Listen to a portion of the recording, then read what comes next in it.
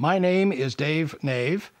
Russell Ackoff brought new insights into managing the interactions between the parts of a company rather than managing the behavior of each part individually. He called this approach systems thinking, and his insights are a tremendous contribution to business and society. On behalf of the Deming Cooperative, we are pleased to make these videos available to you for your continued learning. Good afternoon. This really is the most difficult kind of a situation to find yourself in as a speaker, since a lot of you know the background that I need to talk about other subjects, and some of you don't. So I'm going to try to compromise and spend a few minutes, maybe a little longer, reviewing quickly what I've been over before in previous sessions and what I was over this morning in the session. I'm going to do it fairly quickly, but you have to help me, because what I say and what you hear may be very different things. And it's only by feedback that I can tell whether I'm wasting your time by going very quickly through the past before I get to the future. Okay? Asking you to participate is always dangerous. I was recently in Edinburgh, Scotland, talking about this subject, and I started as I usually do, by saying, please don't hesitate to break in at any time, because I've heard all this before. What I haven't heard is you, so please let me hear from you. That turned out to be a terrible mistake, because they took me literally. The trouble was I couldn't understand a word they said. I had to get a simultaneous translator to deal with their questions. Well, I told this story when I got back. I came back through Toronto and gave a talk in Toronto. And one of my Canadian friends said, you think the problem is Scotland? He said, we got the problem here in Canada. He said, let me tell you about our previous Prime Minister, Mulroney. He said, when Mulroney was Prime Minister of Canada, he went up and spent 3 days with George Bush the Elder, and the two of them designed the North American Free Trade Act, NAFTA. And after 3 very productive days, they sat in front of a fireplace in the White House, having a drink before Mulroney left. In the course of that conversation, Mulroney said to Bush, he said, George, you obviously have a wonderful staff. They reduce your workload significantly. I've just admired the way you depend on them and how they help you, reinforce you. He said, my staff just creates work for me. I don't know how to get good people. What do you do?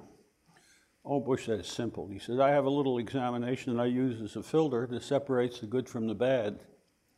And Mulroney said, you do? He said, can I see it? He said, I'll give you a demonstration. He picked up the phone and got a secretary. He said, find Dan Quayle and send him in. A few moments later, Dan Quayle came in, and Bush introduced Quayle to Mulroney. He said, Dan, I have a question for you. Your father had 3 children. One was your brother, one was your sister. Who was the third? And Quayle stood there deeply in thought. And after a minute, he said, I got it. He said, me. Bush said, you're absolutely right. You can go now. He left. Mulroney said, now come on. You don't mean that simple-minded question tells you the difference between a good and a bad staff member. Bush said, it never fails. Mulroney said, well, I don't believe it.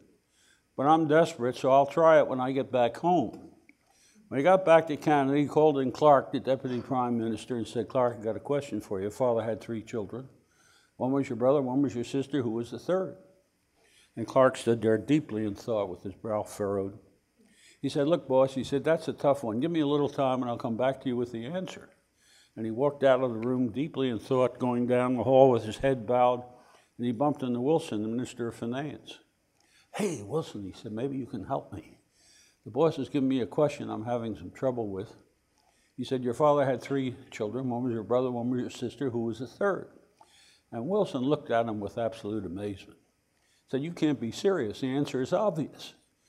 And Clark said, it is. Well, what is it? And Wilson said, it's me. Ah, said Clark, I got it. And he ran back into Mulroney's office. He said, I got the answer, boss. It's Wilson. Mulroney said, no, you're wrong. It's Quayle.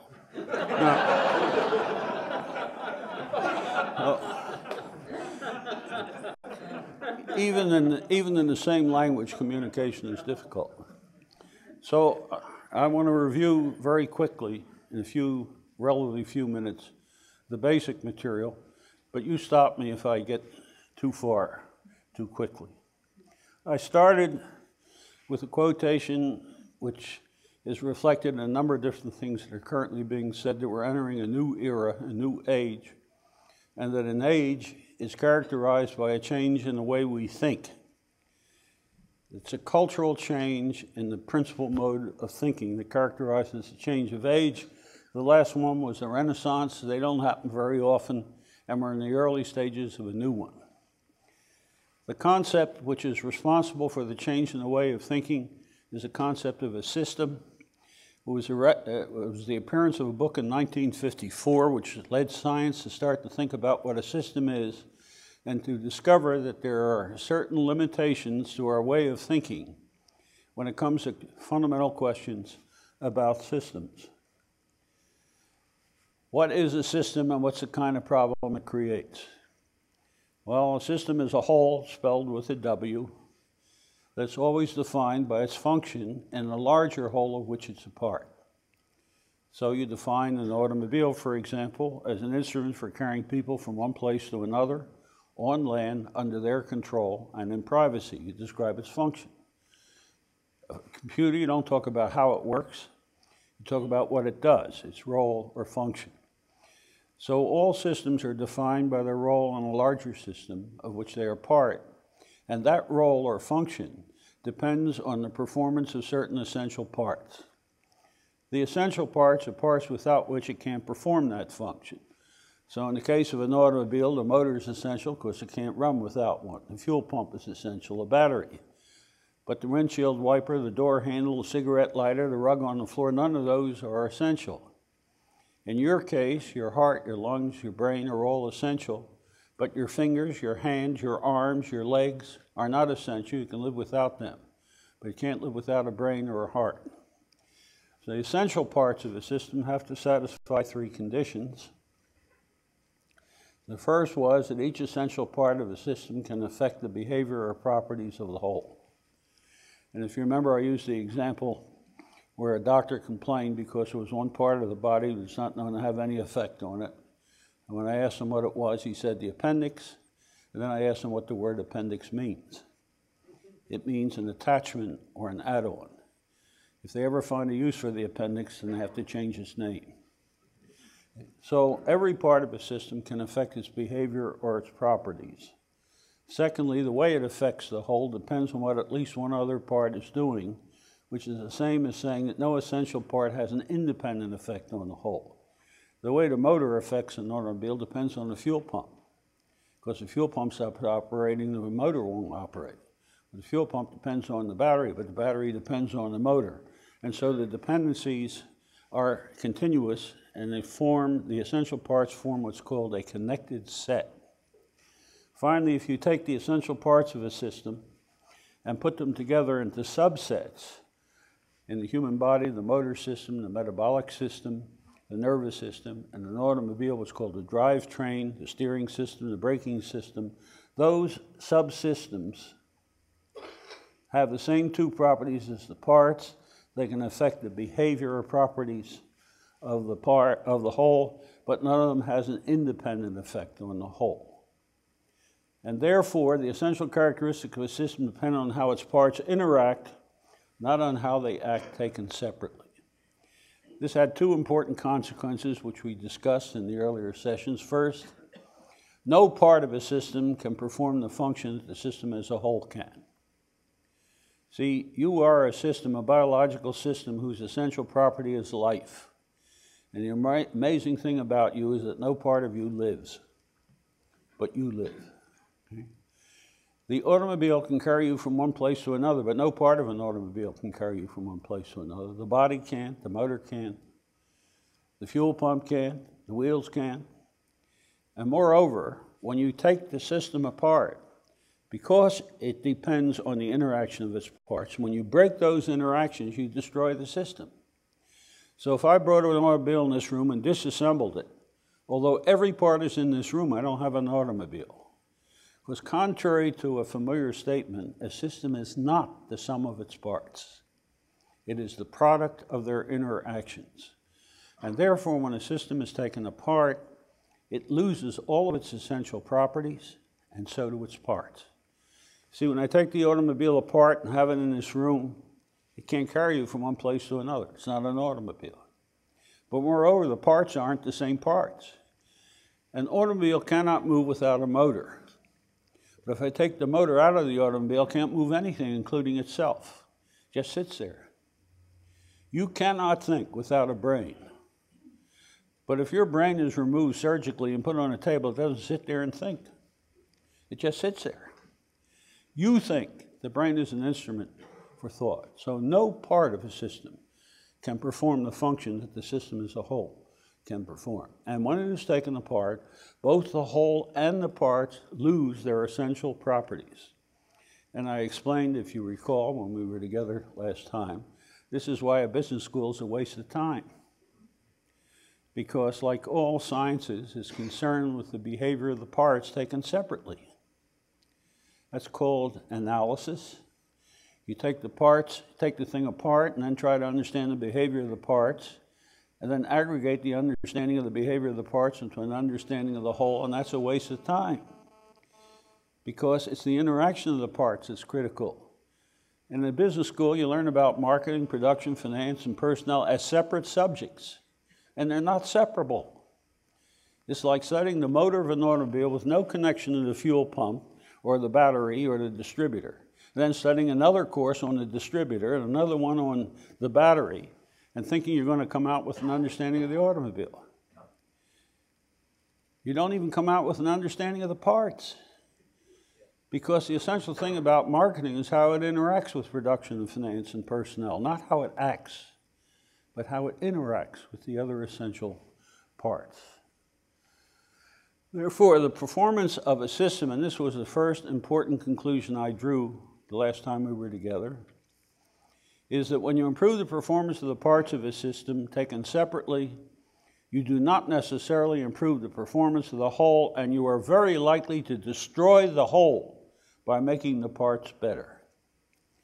Now, that's completely counterintuitive, and it violates a fundamental principle of Western management, which is divide and conquer.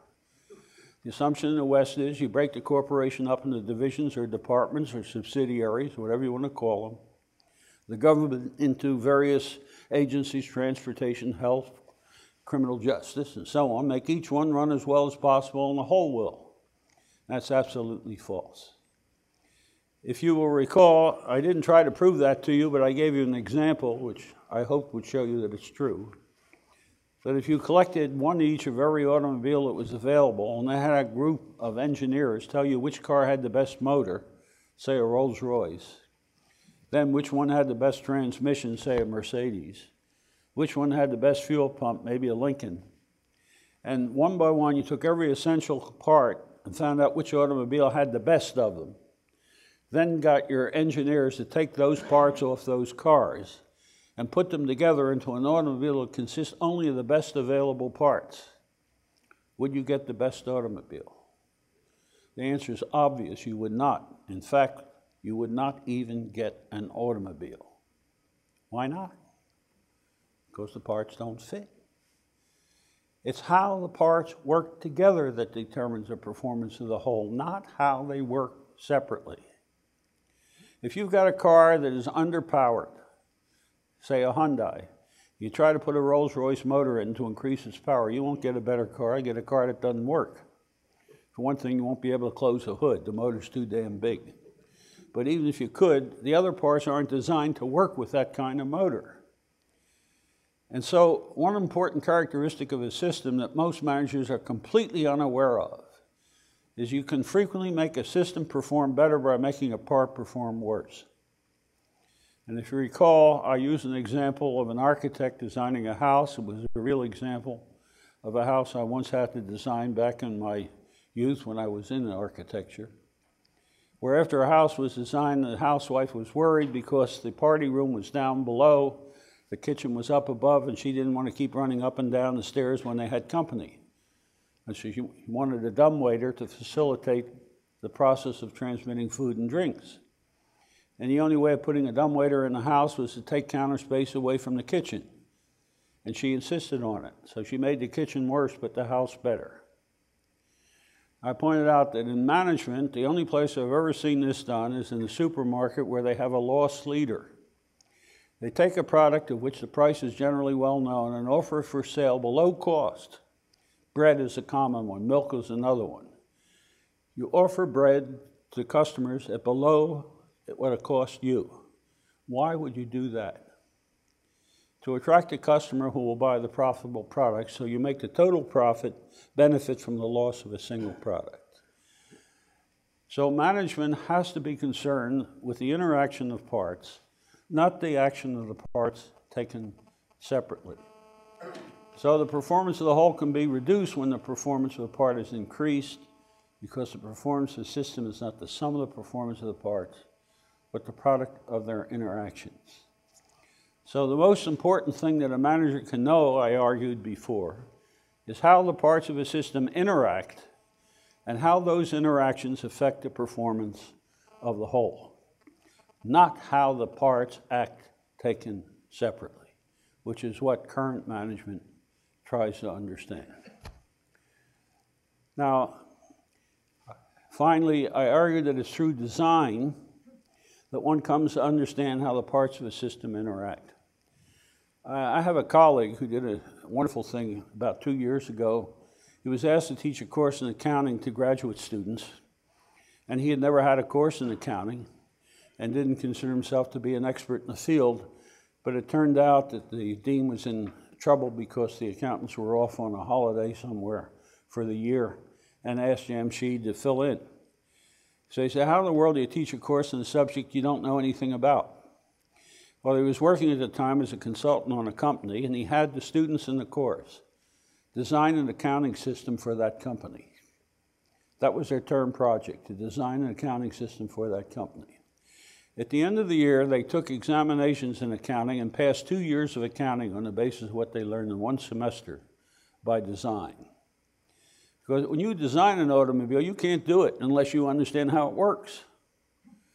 So design is a way of getting to understand the way the parts of a system interact. And I discussed a particular kind of design called Idealize Design, in which you assume that the system you're concerned with was destroyed last night, and you redesign it from scratch, asking yourself, what would I do if I could do whatever I wanted, subject to only a couple constraints that were minor? It can't be science fiction, and it must be a system that could survive in the current environment if it came into existence. And subject to those 2 constraints, what would you have if you could have whatever you wanted to? And then you completely change the nature of planning. In conventional planning, the planner or the manager who's doing the planning stands in the present, gets a vision of where they want to be in the future, and then their plan is a path of how do I get from where I am to where I want to be. When design is used, 2 changes occur. First, you start with where you want to be right now. I don't have to worry about 5 or 10 years from now, because if I don't know where I want to be right now, how in the world can I know where I want to be 5 or 10 years from now? That's nonsense. If I know where I want to be right now, then I plan backwards from there to here, not from here to there. That requires a counterintuitive jump that doesn't come to us naturally, but nevertheless, it's true and can be proven scientifically. When you want to go from A to B, and you're looking for the best path, it is always best to work from B to A than from A to B. That's counterintuitive. If I want to go from here to San Francisco and find the best road to drive on, turns out the best way to do that is work backwards from San Francisco to Canoga Park. But you say, suppose I'm in San Francisco and want to drive to Canoga Park. Are you telling me I ought to work from Canoga Park back to San Francisco? Yes. Doesn't make sense, does it? But it's true. And I pointed out that children know this. They're much smarter than we are. How does a child solve a maze? By working from the exit to the entrance. It is always easier. They don't know why, but it is. And it is because the number of alternatives that have to be considered is significantly reduced. If you recall, the very simple example I used was 64 players entering Wimbledon. how many matches have to be played? Well, a conventional way is if there are 64 players, there have to be 32 matches in the first round. Then 16, then 8, then 4, then 2, then 1. You add them up. Turns out to be 63. But suppose you start at the end. Wimbledon is over. We had 64 players in the tournament. How many losers did there have to be? 63. I didn't have to do any arithmetic. And you can show that in most problems, when you do it backwards, you eliminate the number of alternatives you have to consider significantly. So that type of planning significantly reduces the complexity of planning, and it completely changes your concept of what is feasible, and it unleashes a tremendous amount of creativity because it removes constraining assumptions. See, creativity consists of merely eliminating assumptions which you incorrectly make that limit the number of alternatives that you consider. And the easiest way to see that is the difference between a puzzle and a problem. What's the difference? The puzzle is a problem you have difficulty solving because of an assumption you make. That's why when you see the solution of a puzzle, you always want to kick yourself, because the obstruction was you, not something out there. You didn't see a possibility that existed because you made a wrong assumption. And once you get the assumption right and explore the consequences, your behavior is creative. So this type of planning then, using design, makes things feasible that weren't otherwise feasible, gives you creative solutions that you would not otherwise get. And I think that about does it.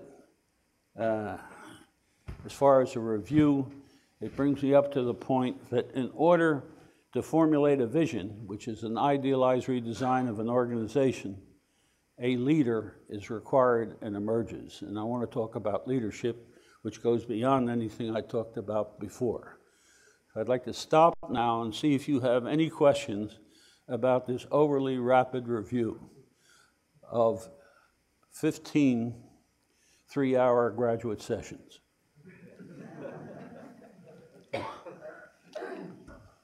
Any question? Okay, well, give me a second. I'm going to switch off of here and come to leadership.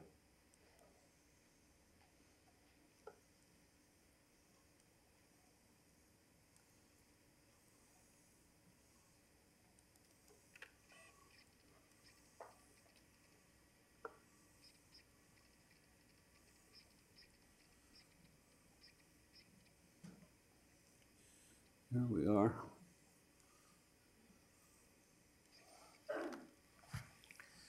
The essential thing about a change of age, as I indicated, is a change in the way of thinking. And we characterize that change now as systems thinking. Systems thinking, which uses design as its paradigm, so to speak, is synthetic thinking as opposed to analytic thinking. It results from putting things together rather than taking them apart. You cannot produce a vision, an idealized design, without leadership. The trouble is that we have as little understanding of the nature of leadership in our society as we do of design and of systems. The terrible consequence is of the fact that we have courses coming out of our ears which claim to produce leaders. It's not possible. It's absolutely impossible to create a leader. You cannot do it. These courses are sheer con games. Now, I have to explain all that. You see, there's a difference between an administrator, a manager, and a leader. And that difference is absolutely essential. An administrator is one who directs others in the pursuit of ends by the use of means dictated by a third party. So the person who runs, let's say, the accounts payable section or the billing section, he's a supervisor running a bunch of clerks doing a task to accomplish an objective which his boss told him he wants accomplished by means established by the profession of accounting or whoever has established them. It's the lowest form of the direction of others. A manager is one who directs others in the pursuit of ends by the use of means that he selects, not that a third party selects. But the real jump comes when you come to leadership. Because the leader is one who guides others in the pursuit of ends by the use of means that they select. See, we think of leadership as command and control. That's not leadership, that's management. A leader can't lead without followers. And followers must be voluntary. If they're not voluntary, they're not following. It's very different. A chain gang are not following the leader. They're passing behind him but not following him. Now, why do I say you cannot produce a leader? Leadership has two main functions. And by the way, the best book on leadership I've ever read is a little paperback book written by Jan Carlzon, who was a former CEO of SAS Airlines, who converted that unprofitable airlines into the most profitable airline in the world. And he wrote this marvelous little book on how he did it. It's called Moments of Truth. And he says the two essential functions of a leader are first to create a vision and develop strategies for its effective pursuit. But that vision must be one that's shared by the people that must pursue it. It has to be participatively formulated. So it has to be formulated and subscribed to by the heads of the different units that are going to have to pursue it. And the other is to create an environment in which people can pursue that design. Now, how do you do these things? First, a manager will have to manage interactions, but so will a leader. Have to be able to monitor progress and correct errors, but most importantly, must be able to inspire those who must pursue the vision by applying the strategy. The core concept of leadership is inspiration. Is that the result of scientific activity? That's an artistic activity. That's aesthetic. Leadership is an art, not a science. You see, I can teach you how to draw. I can teach anybody how to draw. But I sure as hell can't teach you to be an artist. Because the difference between a draftsman and an artist is something called talent. And talent is something you either have or you don't as an act of birth. Now, we all have some talent, but in different things. So some can be a good artist, graphic artists, others can write music. Some may be able to lead managers in a corporate leadership.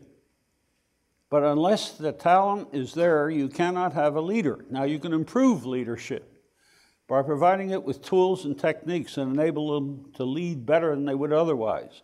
If I have a good student in art that looks like he's a potential artist, I can teach him a lot about color and harmony of color and about the application to a canvas, which will help him be a better artist.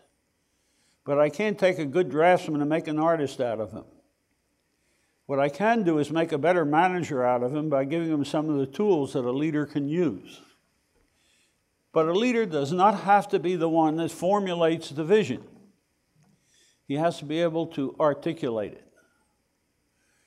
Let's look at some of the most prominent leaders in our own lifetime. They don't have to be, by the way, leaders of something you like. See, Lenin was an incredible leader. He led a massive revolution in one of the largest countries in the world, but he didn't formulate the vision. Who formulated the vision that Lenin articulated? Marx. See, but he could articulate. Well, Marx couldn't lead anybody.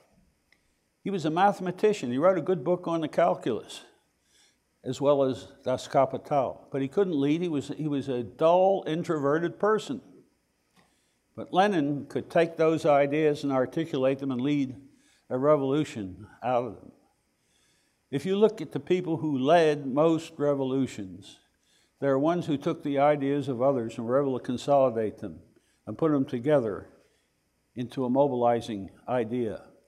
There's a wonderful little book called The Mission of the University, which is an entirely misleading title. It's written by a Spanish philosopher, José Ortega y Gasset. He was a very liberal philosopher in Spain who was forced to emigrate when Franco came to power because he was too liberal.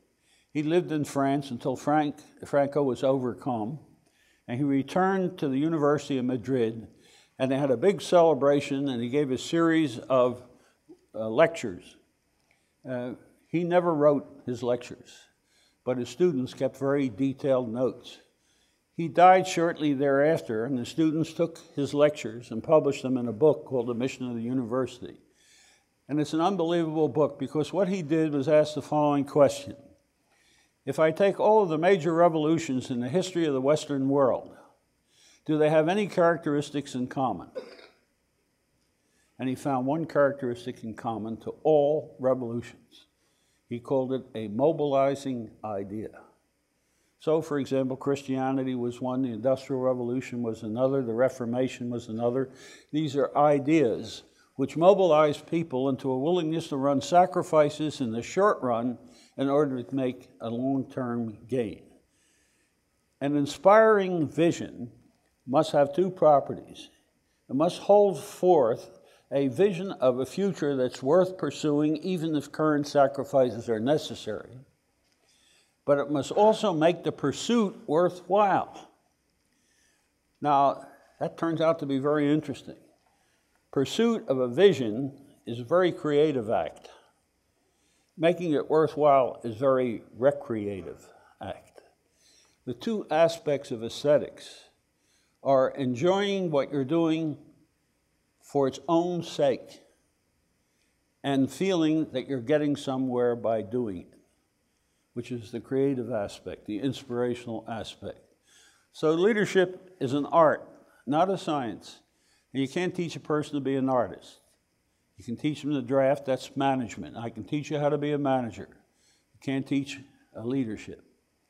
Therefore, these courses, which are leadership development courses, are absolute nonsense. They're management development courses. There are very few people who are capable of effective leadership, but there are more of them than you would guess, because they're normally hidden down in an organization and suppressed. Because the one thing that scares managers the most is having their responsibility taken over by a leader. So they make damn sure they don't appear conspicuously if they're down there somewhere. The mission of an organization should be the pursuit of a vision, and the vision is to a mission what the Holy Grail was to the Crusades. So the vision is the Holy Grail. The Crusades is the mission that you're off on. And so there's a complete parallel. An effective leader essentially creates a crusade within the organization in which the Holy Grail is the vision that he formulates, even though he may not have been the source of that vision. I mentioned Ortega y Gasset. Here's the wonderful quote from him, which makes this point.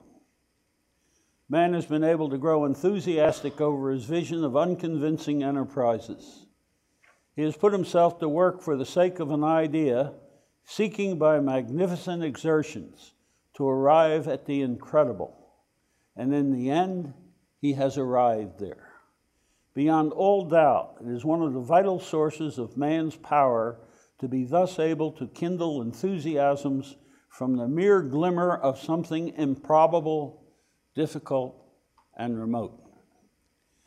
You know, one of the things I'm most confronted with when I give examples of idealized designs with an organization, it's going to be very, very difficult to realize. Now, that's an incredible statement because it says that anything worthwhile ought to be simple to get. Now, what a stupid idea that is. If it were simple, of course, we'd be there. Simplicity and difficulty should be no criterion in deciding what it is that we want to do. It's whether or not it's a good idea that should determine what we want to do. The core idea and the vision need not be the leaders, and examples are Lenin and Marx, Washington, and Jefferson. Washington did not formulate the ideas of our democracy. They came from Paine and Jefferson and others. But the formulation of the idea must be the leaders. The formulation must be. And it doesn't have to be ethically good, because Hitler was a great leader towards a terrible end, but so was Stalin, similarly. So leadership is not good or evil. What is the vision determines whether it's good or evil. So leadership requires the ability to bring the will of others into consonance with the will of the leader so that they'll follow voluntarily. And that's the critical property. He's not forcing anybody to follow, but they follow voluntarily. And this contrasts with command and control, in which the commander can coerce others to follow. General Patton was not a great leader. He was a great commander. It's very different. Eisenhower was a leader because he had people follow him because he held out a vision that they believed in and were willing to make sacrifices for. He very seldom exercised authority to get others to do what he wanted them to do. But he persuaded them that doing what he wanted them to do was what they wanted to do. Okay? So much for leadership. Any questions, objections, or issues you want to raise about? Please. It would appear to me that anyone can provide leadership if they provide direction, try to align people, and try to create the context for people to be motivated and inspired. So I'm not sure I see all of them as being heroic leaders. You see, we use the word, it's very ambiguous, and you're right to pick out this ambiguity. If I have a guide that takes me on a hike through the woods, you can say he leads me through the woods. That's not the concept of leadership I'm using. I make a difference between a guide and a leader. He's taking me on a path that he's familiar with, but I'm not.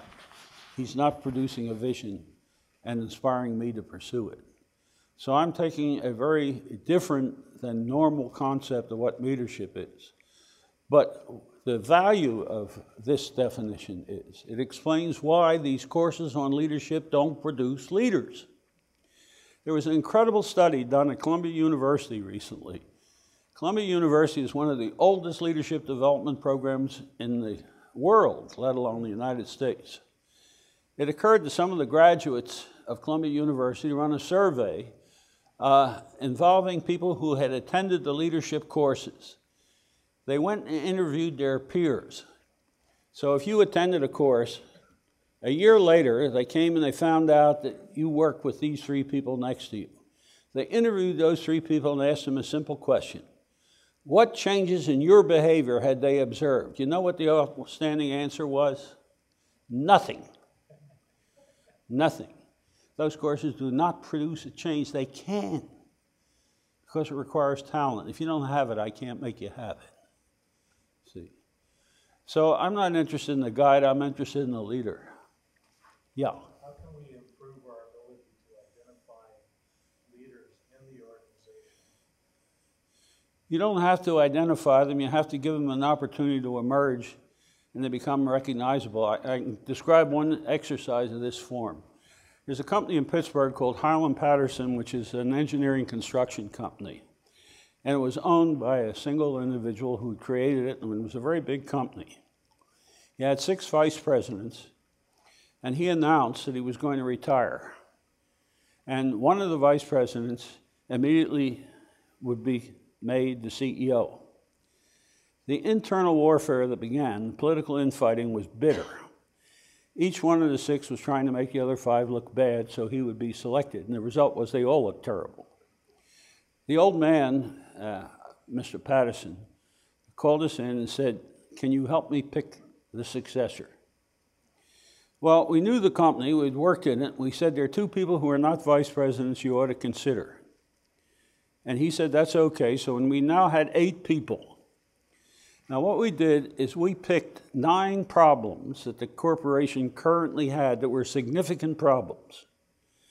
We brought the group together on successive days, and the first day they were given one of the real problems. This is the 6 vice presidents plus 2, and one of the vice presidents was asked to chair the session. They got nowhere. They never got over the hump of internal organization. This happened for 7 consecutive days on 7 consecutive problems. On the 8th day, the young man we pulled from the planning department was chairing the session, and it started with the usual stuff. And then we were observing this. He got angry, and he stood up on the table and said, "Shut up, you bastards. We're not getting anywhere." He said, "Now either get to work or get the hell out of here." This young kid. And they all were stunned. And they turned out a product at the end of that session. The next day, they got the last problem with no organizational structure. And the first thing they did was elect him as the chairman of the session. See? The point is, nobody appointed him. But performance dictated that he was going to be the one that could lead. Okay? Yeah. If I may address Jim's question a little bit. Boeing, at a top level, interviews people to find out what experiences have contributed to them showing their leadership traits. In most cases, it's a stretch, it's something difficult, it's something unfamiliar, and or being asked to turn around a failing business area. So to that end, it seems like sometimes these difficult settings, like your example, or the ones that Boeing collects, are the places where the leaders emerge. Just a comment. Well, obviously, a leader of a group of people has to understand whatever it is that group of people are doing. What's the nature of the system in which they're sharing in common? So it's very unlikely that you could take a person who is a leader at Procter & Gamble and make a leader out of him in Boeing. There used to be the myth that a manager is a manager, and that's probably true, but it's not true that a leader is a leader. You can't take a leader in the field of music and make him a leader in the corporate world. You have to know something about the system in order to be able to articulate a vision that's inspiring. So you have to look at the way people talk about the system that they're a part of. Can they do it in a way which excites you? Yeah. Over the past few years, I've been made aware, I think, at least I concluded, that the difference between leadership and management is that management is in charge of making things happen, whereas leadership is in charge of visionary objectives. I'm not sure what your question is. If it is, can you do away with management? The answer is no. A manager, a leader can't operate without managers. I haven't got to my question. Just make an observation. I'm sorry? I had not got to my question. I'm not sure I have one. I'm making an observation. But what I'm hearing you say now, I differentiate between a leader and a manager in that way. What I'm hearing now is that within management, there is a leadership aspect. No. You must have. I'm saying you can be a very good manager and you don't have any leadership capability at all. But you can get the job done. But it's a job that you perceive, it's not visionary. So most corporations are run by managers, not by leaders. How many of you, I mentioned at lunch, you know SAS, the software company in North Carolina? Do you know Herman Miller Furniture Company? Do you know Westinghouse Furniture Systems? Do you know Gore-Tex? These are companies that have leaders in the CEO position, and they are very different kinds of companies than ones that are managed. Now, if you know those companies, I don't have to describe the difference. They're entirely different because they don't look like any other company that you look at. The man at the top produced a vision of what a company ought to be, and then led them in the creation of such a company. Yeah, let's get. I thought a hand was up back there. I just still got to make my point. I'm sorry, can you say that again? I still want to make my point again. I'm trying to grasp what you're saying here. Within management, there are ways of managing. One way of managing is through leadership. No. That is inspiring those that are actually performing for the betterment or the good of the program, company, or whatever. Is that leadership? Well, what you're saying is that one person can lead and manage. That's possible. It's not likely, but it's possible. Normally, leaders are not particularly good managers, and good managers are not particularly good leaders. And so they're normally distinctive functions that are quite different. So that's why in the military, for example, every good leader has a chief of staff who really runs things. He manages. But the CEO is the one who leads. Now, the idea that you can take a manager and teach him how to lead is deceptive, because you can't. You can teach him how to manage better. But remember, what he's managing is the pursuit of his objectives, not of his followers' objectives. The difference in the leader is when Lenin led a revolution, he was leading people where they wanted to go. He takes people where they want to go, not where he wants them to go. The manager takes them where he wants them to go. That's a fundamental difference. Any other questions? Okay, then let me just...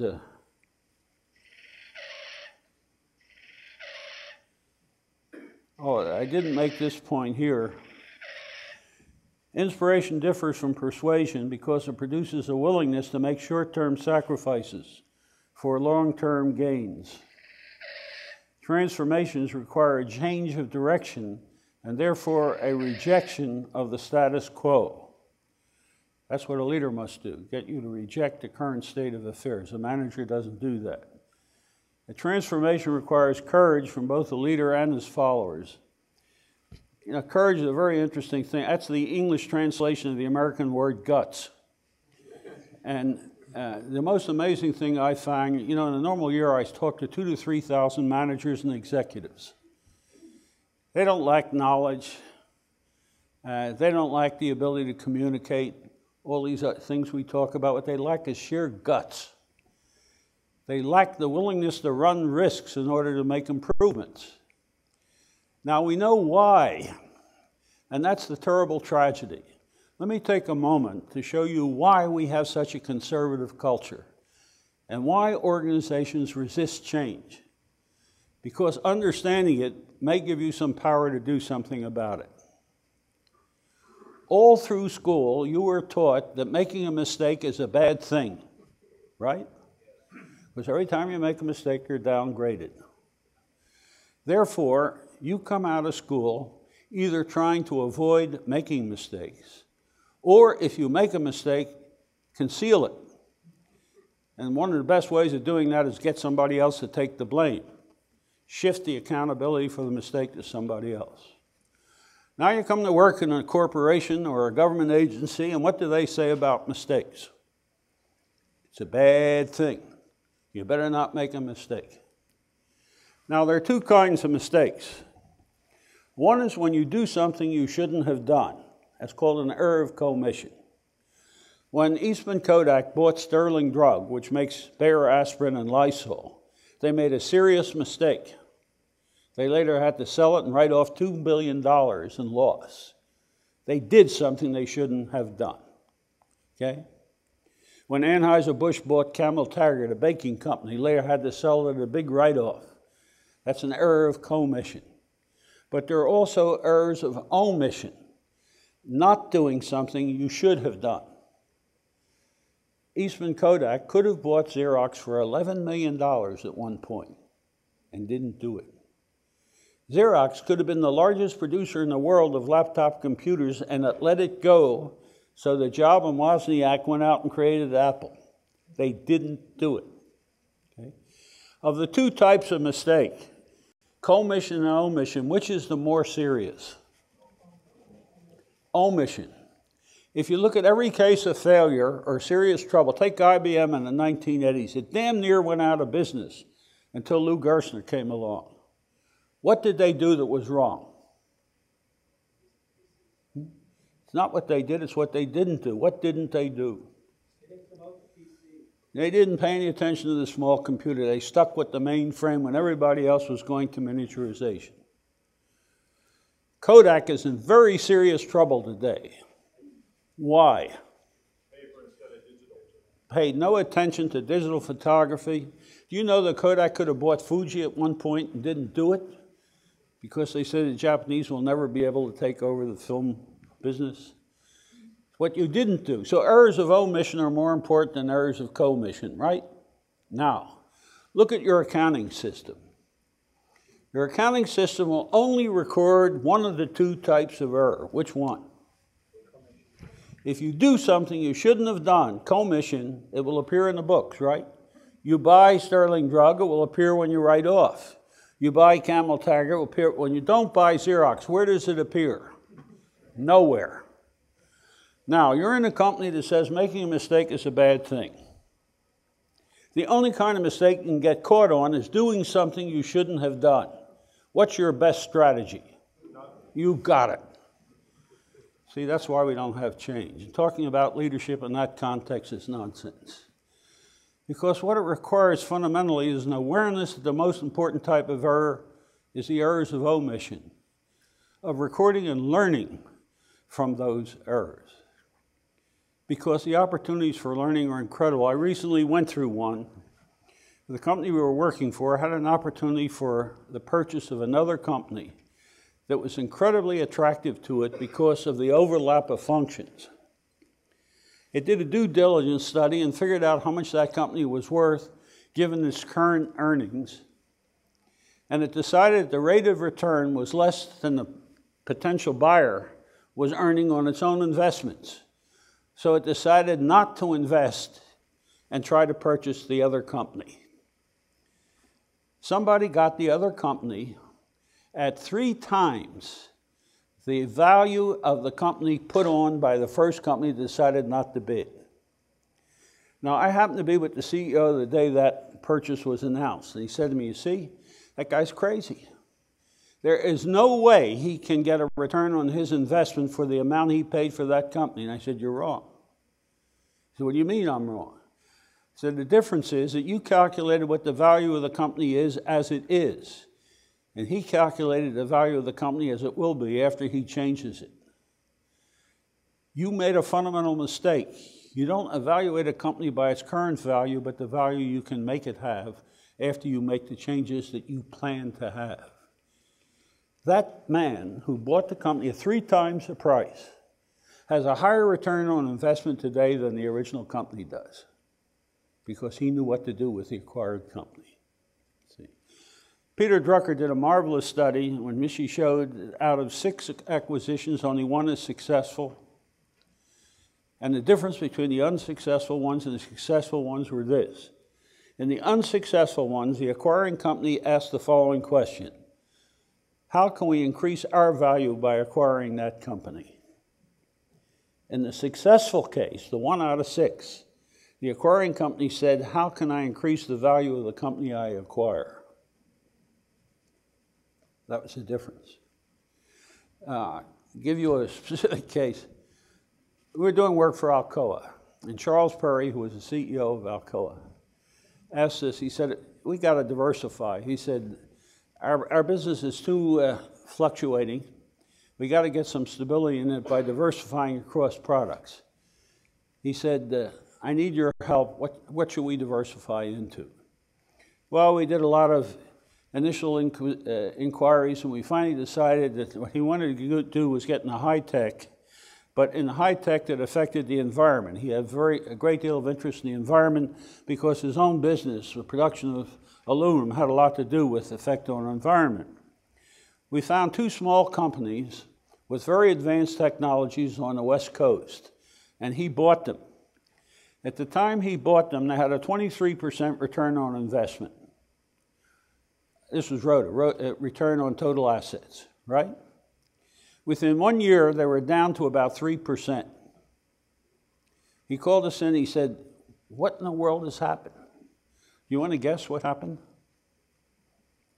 The companies had not changed one damn bit. The difference was the overhead charge imposed on them by Alcoa. You see, it was completely wrong. He was asking, how can I use those companies to benefit Alcoa? Not how can I use Alcoa to benefit those companies. He eventually sold them, and they soared, by the way. They become very successful, larger companies. Because once they were freed of the yoke that Alcoa put on them, they had great success. Okay. Any other questions about leadership? Well, let me just get to the next subject, and then we'll take a short break.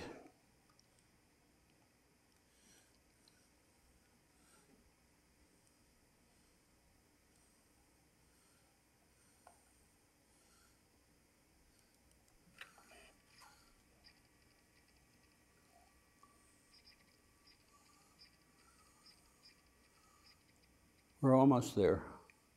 Here we go. That's the next subject we're going to talk about. The conviction that management has that complex problems have simple-minded solutions. And the easiest way to make a living is to be a panacea proponent. Management will buy any panacea that anybody has to offer. I have a list of 42 of them that are currently available for purchase. They don't work, and the critical question is why, and after we take a short break, we'll talk about why they don't work. So we'll look at total quality management, benchmarking, downsizing, all those panaceas, none of which work. Okay, let's break for 15 minutes. One of the things I'm constantly confronted with when I talk to a group of managers is there's always somebody who is addicted to one of the current panaceas, and they also want to know what I think of them. And then I get into a good argument with them when I tell them they're not worth a damn. Here's a partial list of some of the current panaceas. Process engineering is introduced by Hammer. Benchmarking, downsizing, total quality management, continuous improvement, learning organizations, core competencies, and so on down that list. Now, we can't talk about each of them, but we're going to talk about a few of them because most of them suffer from exactly the same ailment. They're anti-systemic, and that's what I want to show. Oh, I got the wrong one. Okay. Most panaceas are failing or are failing to deliver what was promised because they're anti-systemic and are doing the wrong thing. Peter Drucker had a marvelous statement that has been inspirational to me. He said there's a difference between doing things right and doing the right thing. Doing things right is efficiency, but genocide can be done efficiently or not, but it's the wrong thing to do. Doing the right thing is talking about the value of the outcome. Doing the right thing is a matter of wisdom. Doing things right is a matter of knowledge and understanding. Every single major social problem confronting this country at this time is a result of doing the wrong thing. The righter you do the wrong thing, the wronger you become. If you make a mistake doing the wrong thing and correct it, you become wronger. If you make a mistake doing the right thing and correct it, you become righter. Therefore, it is better to do the right thing wrong than the wrong thing right. Now, what lies behind the claim that we keep doing things wrong? Well, we want to take a look at some of the things. Let's take total quality management first. There were two major national studies, one done by Arthur D. Little and the other one done by Young and Rubicam, and here are quotes out of their final analysis. Basically what this says, that 2/3 of the companies that introduced quality control consider the introduction to have been a failure. 2/3. It's 1/3 success. That's very high compared to most of the panaceas. What are the deficiencies in total quality from a systemic point of view? First of all, what is the quality directed at? Removing defects. Getting rid of what's wrong. Now, we talked at length about that this morning. What happens when you get rid of what you don't want? You do not necessarily get what you do want. And some simple examples, the one I used this morning, the easiest one is a television set. If you go into a room where there's a television set that's off and turn it on, some program comes up. What's the probability it'll be a program you want? You probably haven't calculated it. I have. It's 0.01. 1 out of 100 times, it'll be a program I want. It's very easy to get rid of. All I have to do is turn the channel. What's the probability I'm going to get a program I want? It's still 0.01, which means I got a 50-50 chance of getting a program I want less than the one I got first. Okay? When we try to get rid of alcoholism by the Volstead Act or Prohibition, we got organized crime. We tried to get rid of mosquitoes using DDT. We killed a bunch of the birds and harmed all sorts of crops in the environment. Look what we're doing with mercury in the water now out of chemical plants and so on. Effective management must be directed at what you want, not against what you don't want. But more than 50% of the efforts of contemporary management is getting rid of what it doesn't want. And you can check that for yourself by just looking at decisions being made in your company. Are they directed at getting something you want or getting rid of what you don't want? The fact is most managers don't know what they want. What they know is what they don't want. It's very easy to say, I don't like asparagus. It's much more difficult to say what you do like. So, what are the deficiencies? You try and do the wrong thing by getting rid of defects. Quality control focuses on the quality of the product or service rendered, and that's absolutely wrong. Let me give you a couple stories. We introduced a system in Alcoa, Tennessee, which is the largest installation of the Alcoa Corporation, that went right down to the hourly paid worker. Shortly after we did that, 2 workers at the end of one of the lines producing sheet aluminum, because that's what they produce in Tennessee, made a change that saved the company $1.25 million a year after taxes. It was a very simple idea, but absolutely beautiful, which avoided the crimping of the edge of aluminum coming off of a roll. When I heard this, I went down to congratulate them. They were 2 men in their 50s who'd gone to work for Alcoa right out of high school. They'd been working there for over 25 years, and they were proud as punch of what they had done, as they should have been. When I praised them, they puffed up like peacocks. And then I said, how long have you known about this? And they both looked down and wouldn't answer me. I kept pressing, and finally one of them said, 15 years.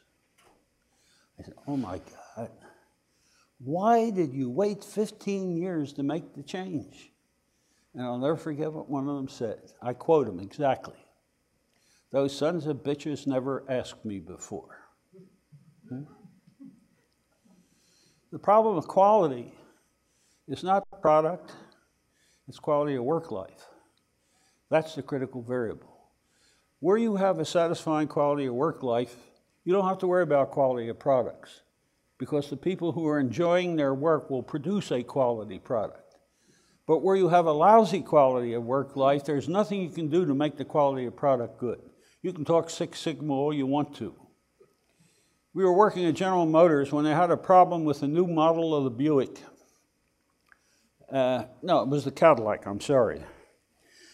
And it happened that a man came into Detroit, one of the dealerships, bought the most expensive Cadillac made. It was prepared for him. He drove it out of the dealership, and he hit a stretch of road about 2 blocks away that had just been raked for new paving. You know how they rake a road with little ridges? And the car rattled. He was furious, so he brought it back to the dealer and complained and said, get the rattle out. I didn't buy a rattle, I bought a Cadillac. The dealer apologized, gave him a loaner, called the service manager, said, take this car back, go over it completely, make damn sure that the rattle is out. Next day, the owner came back, was given the Cadillac, he drove it out, hit the same stretch of road, and it rattled. He brought it back and he was furious. He said, I want a new car, I don't want to discuss it anymore, or else give me my money back. Well, the dealer quieted him down, called the service manager, and said, did you really check this car? He said, yes, we did. We put it up on a rack. I had everybody in the shop check it. There is absolutely no loose part on the automobile. It can't rattle. The dealer said, did you take it out for a road test? He said, no, what was the point? There's nothing loose. He said, take it out for a road test. Well, the reluctant service manager took it out, hit the stretch of road, and the car rattled. Came back, red face, apologetic. He said, there's something inside the driver's side door that's rattling, and they can't see it. He said, give me a little time. I goofed. I'll take it back and take the door apart, and I'll find out what rattled. So he took the car back, and as you know, it's 2 sheets of metal. into which the window falls when you lower the window. In the bottom of that well, he found a Coke bottle. That's what was rattling. And inside the Coke bottle was a piece of paper. And on that piece of paper, the following was written: "So you finally found it, you rich son of a bitch." Now, do you think quality control is going to make that guy produce a quality product? He resents the employment so deeply that he's looking for ways to screw the employer. That's the central problem in quality. It's not product, it's quality of work life. Per Gyllenhammar, one of the greatest corporate leaders I've ever known, was the CEO of Volvo. And in his incredible wisdom, he asked his young head of human resources, who's the best HR manager I've ever seen, a young man called Bert Johnson, to do the following study. What percentage of what our employees know that's relevant to their jobs do we allow them to use? Isn't that a wonderful question? Took 2 years of research. The answer was 23%. 23% of what they know that's relevant to their job they can use. Gyllenhammar, who organized the famous seven in Europe, in his opening address to them, gave this number and said, if we use any other resource as poorly as we use human beings, we would not be able to survive at all. What's the problem with quality? It's the inability to use people effectively. It has nothing to do with product. And all these goddamn histograms and statistical analysis and standard deviations and Six Sigma are nonsense unless you have a good quality of work life. We talked at lunch about quality of work life. And it's a very simple concept. It's nothing complicated. If you want to find out what a quality of work life is in your organization and what your quality of work life is, just answer the following question. One question. If I told you right now that your current salary is guaranteed to you for the rest of your life in constant dollars, no matter what you did, what would you do tomorrow? Well, I can tell you what happens if you ask the heads of corporations this question. What do you think the answer is? Come back tomorrow. Because it's fun. You ask the professors at a major university, what would you do if your salary were guaranteed to you? You see, you can't get rid of the goddamn professors. They keep coming around after they retire. Because it's fun. But ask the graduate teaching assistant or the hourly paid employee the same question, what do they say? We get out of here like a bat out of hell. It's the inequitable distribution of the quality of work life that's a major problem in corporations, not quality of product. You get lousy product because we have lousy quality of work life. You take a good corporation, like SAS that I mentioned, or Herman Miller, they don't have quality programs, they don't need them. Because the workers make damn sure that the products go out are ones that they're proud of. In fact, in some of those corporations, each product is actually signed by the last worker who worked on it. And a card comes in its carton which says, if you have any complaints, please call me at the following number. See, that's employee pride in the product. Ignorance of the consumer wants. It's a beauty. You want to find out what the customer wants, you know, everybody ought to know what the customer wants. You go out and ask him. What a stupid damn thing to do. Because the consumer don't know what they want. That's not ignorance. It's just they have no reason to know what they want. You ask them, they want to be obliging. They'll tell you what they think you want to hear. Learning what they want is a matter of discovery. And fortunately, every architect learns this early. See, when that family came in to see me for a design of a house, they gave me a whole list of what they wanted. And when I produced the first sketches for them, it had all those properties in it. And they looked at it and said, well, that's not quite what we had in mind. And they started to modify it. We went through 5 iterations before we got a design that contained what they wanted. The point is you discover what people want in the process of design. If you want to find out what you want in an automobile, design one. don't answer the question, what do you want in an automobile? Let me give you an example. There was a Russian immigrant who came to the United States in about 1880, had a little bit of money and a wife, and he bought a push cart in the Jewish ghetto of Philadelphia. On that push cart, he started to sell men's underwear. And he had an idea. They were poor people, but he wasn't going to sell them a low quality of merchandise at a low price. He was going to get a good quality of underwear and sell it at a highly discounted price using volume to compensate for lack of profit per item sold. And he flourished. Pretty soon he bought another push cart by his side and introduced men's shirts. And before long he had 5 push carts in a row selling most of the clothing that men used. He couldn't get any further push carts, but a store behind him emptied. So he rented that store and opened the first so-called pipe rack men's store in Philadelphia. Just an empty store with pipe racks on which he had clothing hanging, and it flourished. By the time of World War II, he owned the entire block, had taken out all the walls, and had the largest men's store in Philadelphia. And he died. His son inherited the business. His son came to see me one day, And he said when he inherited the business, he had 2 ambitions, one of which he had succeeded in, the other he failed completely. He said, I wanted to make a chain out of the stores, and I have. For those of you who know the East, excuse me, I'm going to sneeze. The chain is called Today's Man. He said, but I have failed in my other aspiration. He said, the quality of our merchandise is still high. It's the same quality as Brooks Brothers. You all know Brooks Brothers? But we sell at 1/3 less than Brooks Brothers does. But we cannot get Brooks Brothers customers. And that's my frustration. He said, can you help me find out how I can get Brooks Brothers customers into our stores? So he said, no, that's not our field. That's marketing research. Why don't you hire a market research firm? He said, I did. I've had 3 of them. They've gone out. They've interviewed Brooks Brothers customers. They come back with recommendations. We've implemented them all, and it doesn't make any difference at all. Then why don't you come to us? He said, because you don't know anything about the subject.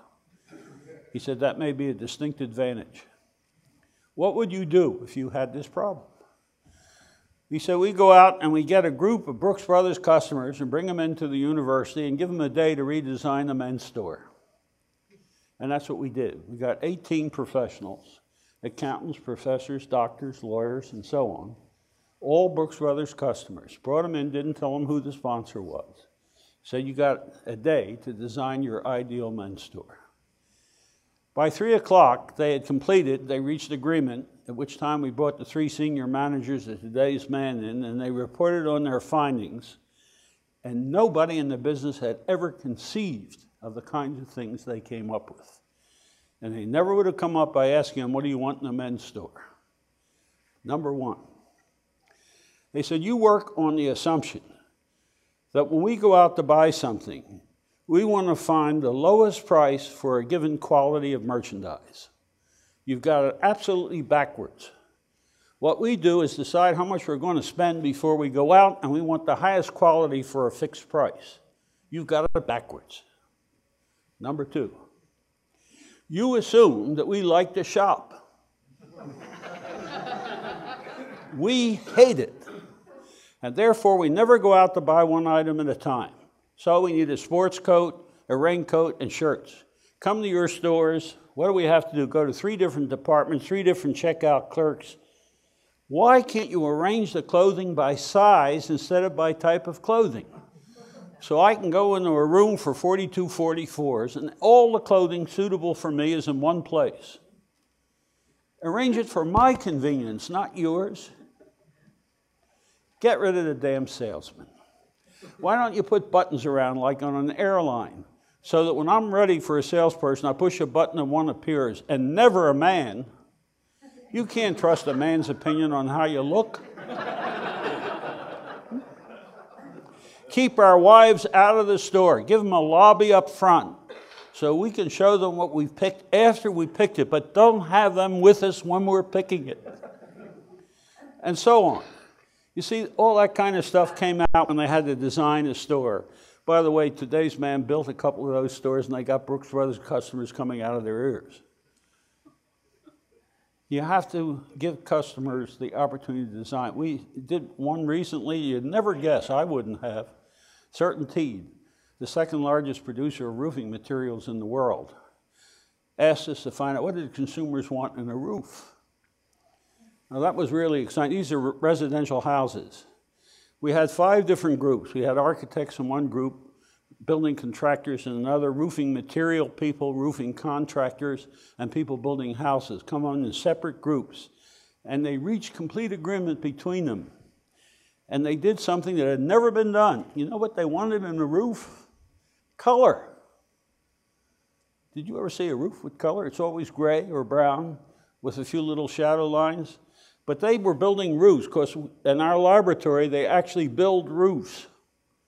They look like Mondrian paintings. You know Mondrian? You know, with the bright colors and blocks with black lines surrounding them. They had the most beautiful roofs you've ever seen. This company has started to produce those roofs. But they learned something out of it they never knew. We brought these people in to design a roof at 7 o'clock at night into a laboratory where they could build a roof for a house in small scale. And the idea was they'd build one roof and then go home. But they wouldn't go home. They stayed there till 2 or 3 o'clock in the morning building roofs. They got to like it so much. You know what the principal result of that study was? They now equip their retailers with the materials that customers can come in and build a model of their roof to decide what kind of roof they want. They changed the marketing method to design. So design is the critical way here. Then finally, this last point, quality programs depend on what's called continuous improvement. You never become a leader by continuously improving. That's a way of following the leader. The leader is always a discontinuous improvement. It's a breakthrough, something that's completely different. When Apple recently produced iPod, it wasn't an extension of something which existed. It was a new thing. It wasn't a continuation of something old. When the laptop first came out, it wasn't a continuation of what's old. It was a breakthrough. If you went around and asked people 20 years ago, would you like to have a computer that sits on your desk? You know, they would have thought you're crazy. We go under the principle that necessity is the mother of invention.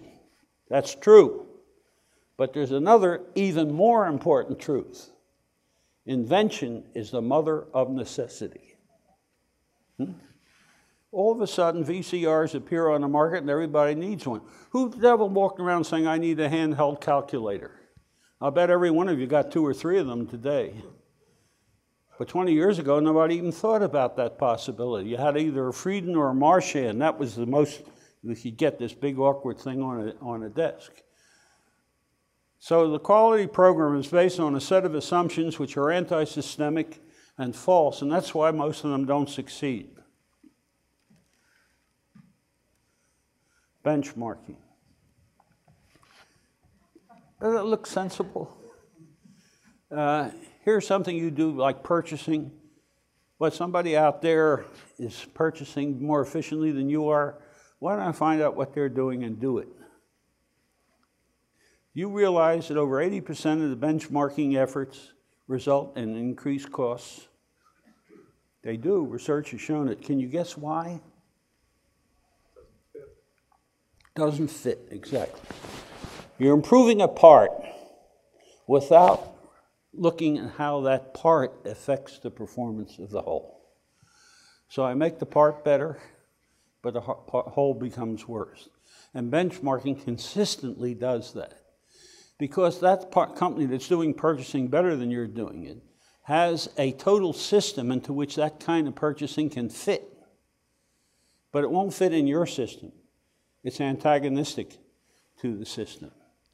So in benchmarking, you benchmark the whole, never the part.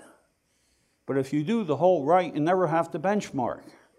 And that's through competition. See, when you've got to compete with others, you better know what they're doing and do it at least as well as they're doing. But that's as a whole, not necessarily in part.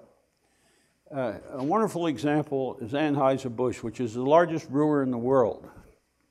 At one point, this is literally true, they used to say that they spilled more beer than anybody else in the world made. And that was equally true. When we started to work with Anheuser-Busch in 1957, they had 9.2% of the market. They were number one.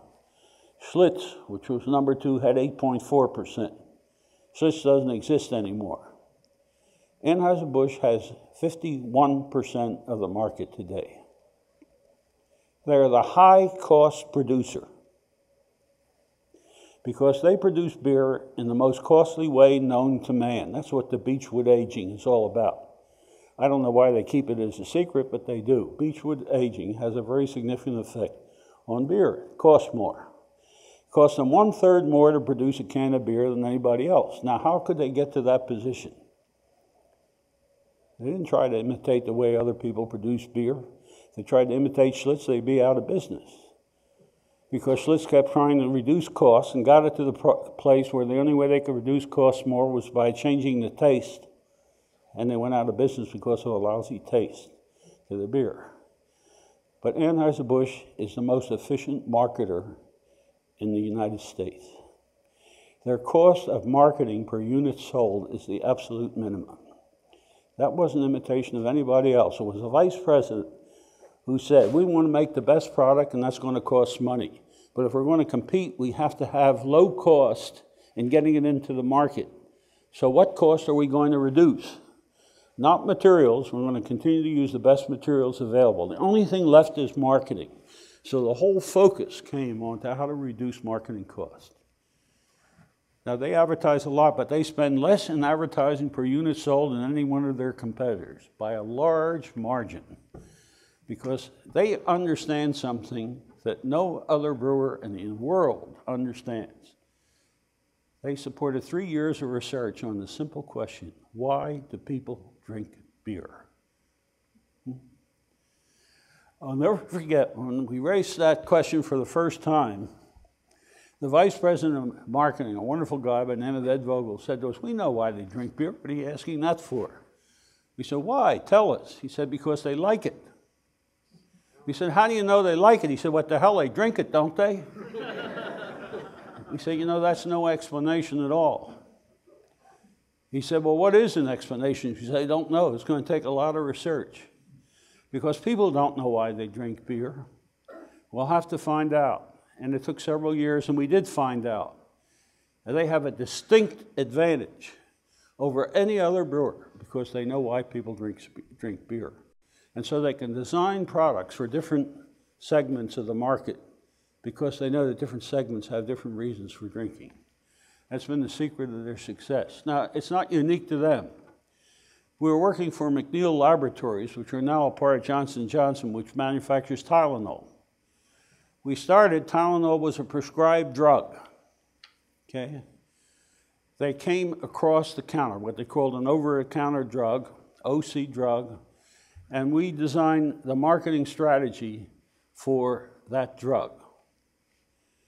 What was the distinctive characteristic of it that they could advertise? Of course, the fact that it won't upset your stomach. Acetaminophen, unlike aspirin, will not cause bleeding.